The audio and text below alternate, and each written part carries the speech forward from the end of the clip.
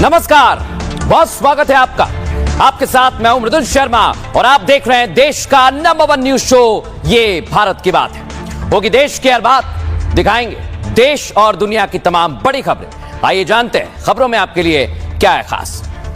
आज हम आपको बताने और आज की सबसे पहली और बड़ी खबर मैं आपको बताने वाला हूं। इस वक्त बिहार में बड़ा खेल होने वाला है।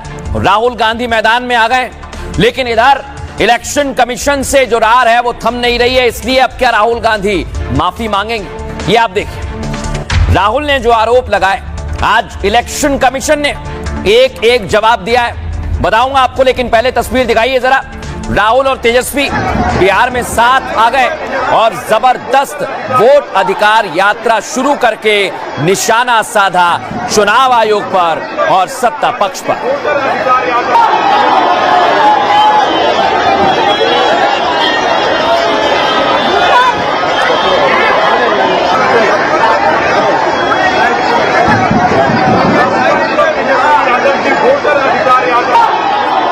अब मैं आपको दिखाता हूं, राहुल गांधी ने यहां से शुरुआत की। इसी प्रेस कॉन्फ्रेंस में उन्होंने गंभीर आरोप लगाए। लेकिन अगली तस्वीर जो आपको दिखाऊंगा वो कांग्रेस पार्टी की है, क्योंकि कांग्रेस पार्टी के आरोप कम नहीं हो रहे। ये एआई जनरेटेड वीडियो है और इसमें एक बार फिर से गंभीर आरोप लगाए। सुनिए जरा। बहन जी, आप कहाँ रहती है बहन जी?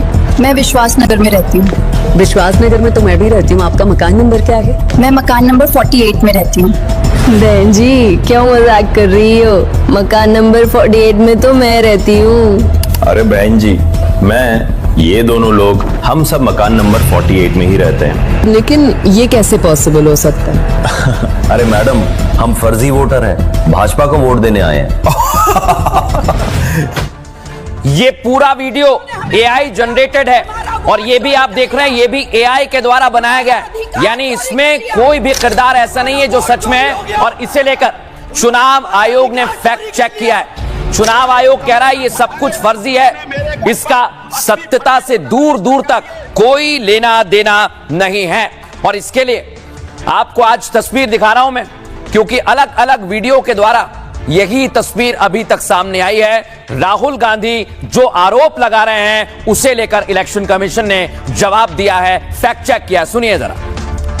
फेक एड्रेस मतलब एड्रेस है ही नहीं, या फिर हाउस नंबर 0। हाउस नंबर 0 तो आपने कभी सुना है हाउस नंबर 0? हमने तो नहीं सुना था, मगर बेंगलोर में हजारों हाउस नंबर 0 हैं वोटर लिस्ट पे। जैसे एक विषय आया था, किसी ने कहा कि साहब हाउस नंबर 0 है, 80,000 लोगों के हाउस नंबर 0 हैं, इसीलिए वो फर्जी है। अगले दिन कई सारे मतदाता खड़े हो गए, उन्होंने कहा नहीं साहब, हम तो यहां रहते हैं। 0 नंबर। आपको पता है इस देश में करोड़ों लोगों के घरों के पते के आगे 0 नंबर है। क्यों? क्योंकि पंचायत, म्यूनिसिपैलिटी, जिस घर में वो रहते हैं उन्होंने उनका नंबर नहीं दिया। शहरों में अनऑथराइज्ड कॉलोनीज हैं जहां उनको नंबर नहीं है, तो वो अपने फॉर्म में क्या पता भरे? तो चुनाव आयोग के निर्देश कहते हैं अगर ऐसा कोई भी मतदाता इस देश में है, चुनाव आयोग उसके साथ खड़ा है और उसको नोशनल नंबर देगा। और चूंकि कंप्यूटर में जब उसको भरते हैं तो वो 0 दिखता है। इसका अर्थ ये नहीं है कि वो मतदाता नहीं है। ये तो महज छोटी सी झलक मैंने आपको दिखाई है। इस पूरी प्रेस कॉन्फ्रेंस ने पूरे विपक्ष की नींद उड़ा दी है और अब ये जंग और ज्यादा तेज होने वाली है। लेकिन इस जंग का सीधा असर पड़ेगा बिहार में। दिखाता हूं आपको।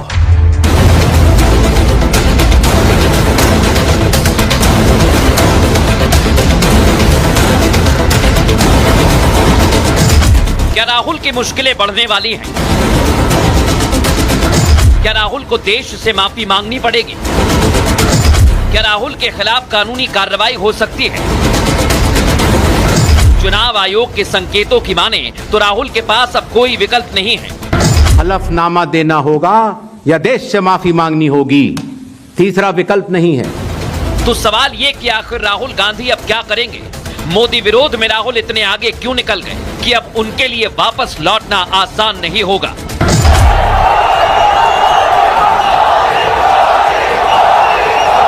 क्योंकि चुनाव आयोग राहुल से आरोपों के सबूत पहले ही मांग चुका है और चुनाव आयोग के एक्शन के बाद से राहुल भागते नजर आ रहे हैं। लेकिन अब मैं आपको बताता हूं कि आखिर राहुल गांधी और चुनाव आयोग में कैसे ये जुबानी जंग चल रही है और एक दूसरे पर आरोप लगाए जा रहे हैं। राहुल गांधी ने आज भी चुनाव आयोग पर हमला बोला है। राहुल पिछले कई महीने से इलेक्शन कमीशन को टारगेट कर रहे हैं। इलेक्शन कमीशन पर फर्जी मतदाता सूची बनाने के आरोप लगा रहे हैं और राहुल वोट चोरी के स्लोगन के साथ इलेक्शन कमीशन पर हमला बोल रहे हैं। राहुल ने चुनाव आयोग पर बीजेपी से सांठगांठ के आरोप लगाए। महाराष्ट्र, हरियाणा और कर्नाटक चुनाव में इलेक्शन कमीशन पर सांठगांठ का आरोप लगाया। 7 अगस्त को राहुल गांधी ने एक प्रेस कॉन्फ्रेंस कर कुछ आंकड़े भी पेश किए। पहला, उसमें आरोप लगाया कि फर्जी वोटर बना रहे। दूसरा ये कि बीजेपी के लिए फर्जी वोटिंग करा रहे हैं और तीसरा ये कि एक ही पते पर कई वोटर थे।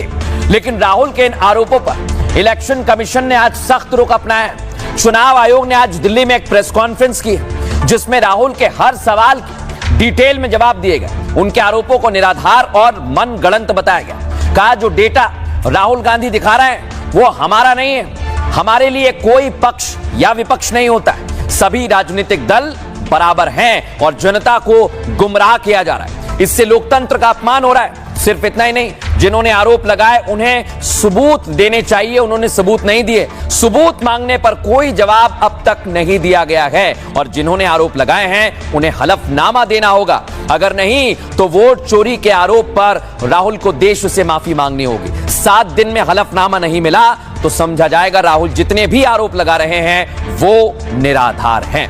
अब इसे लेकर राहुल गांधी जो आरोप लगा रहे हैं, इलेक्शन कमीशन ने कैसे जवाब दिया है, सुनवाता हूं। चुनाव होता है, ये जीतते हैं। महाराष्ट्र में सारे के सारे जो ओपिनियन पोल्स थे वो कह रहे थे कि इंडिया गठबंधन महाराष्ट्र में चुनाव जीतेगा। लोकसभा के समय हमारा गठबंधन महाराष्ट्र में चुनाव जीतता है। उसके 4 महीने बाद उसी महाराष्ट्र में बीजेपी का गठबंधन स्वीप करता है। हमने थोड़ी सी इंक्वायरी की, पता लगा कि लोकसभा चुनाव के बाद इलेक्शन कमीशन ने जादू से 1 करोड़ नए वोटर पैदा कर दिए। सारे मीडिया के समक्ष ये कहना कि अगर मतदाता सूची में आपका नाम एक बार और है तो आपने 2 बार मतदान किया होगा और कानूनी अपराध किया होगा और मेरे सारे मतदाताओं को अपराधी बनाना और चुनाव आयोग शांत रहे, संभव नहीं। हलफनामा देना होगा या देश से माफी मांगनी होगी, तीसरा विकल्प नहीं है। आपके माध्यम से मैं यह भी कहना चाहता हूं, अगर 7 दिन में हलफनामा नहीं मिला तो इसका अर्थ ये सारे आरोप निराधार हैं। ये सारे आरोप इस वजह